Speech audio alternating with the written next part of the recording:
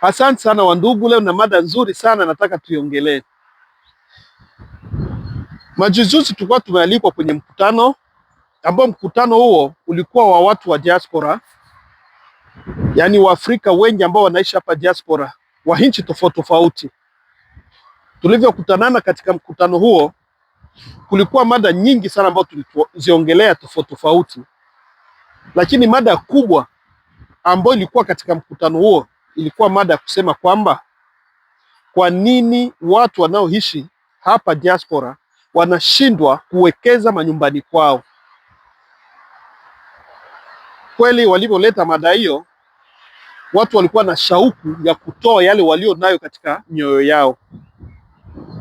Basi wa kwanza akasimama akatoa mawazo yake, akasema mimi ndio wa kwanza, nataka niseme kwamba mimi nashindwa kuwekeza nyumbani kwa sababu nimekwisha wekeza pesa nyingi nyumbani, lakini kila wakati napoenda nyumbani nakuta hakuna lolote familia yangu imenifanyia kule, wanachukua pesa wanakula. Mwingine akasema kwamba mimi nimewekeza Afrika, lakini pesa zangu zote, vitu ambavyo nimewekeza kule havileti matunda, yani havizalishi, ni kama na haribu pesa zangu. Mwingine akasema kwamba niliweza kutuma pesa na familia ikachukua hizo pesa wakazitumia na hakuna lolote, walinidanganya, imetokea na sikupata.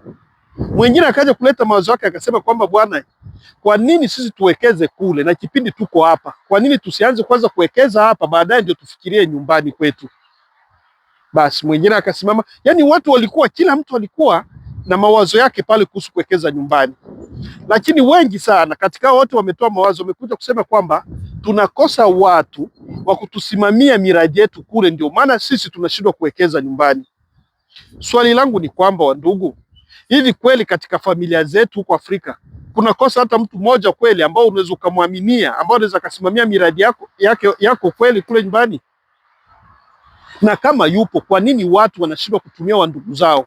Maana kuna mwingine katika mkutano huo alisema kwamba mimi bwana, nimeamua kutumia marafiki kuliko wandugu zangu. Kweli mtu anaweza kaamini rafiki kushinda ndugu yake kweli?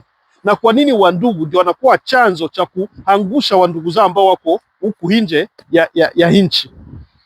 Toa maoni yako, changia na ugawe na wengine. Asante sana na Mungu atatubariki.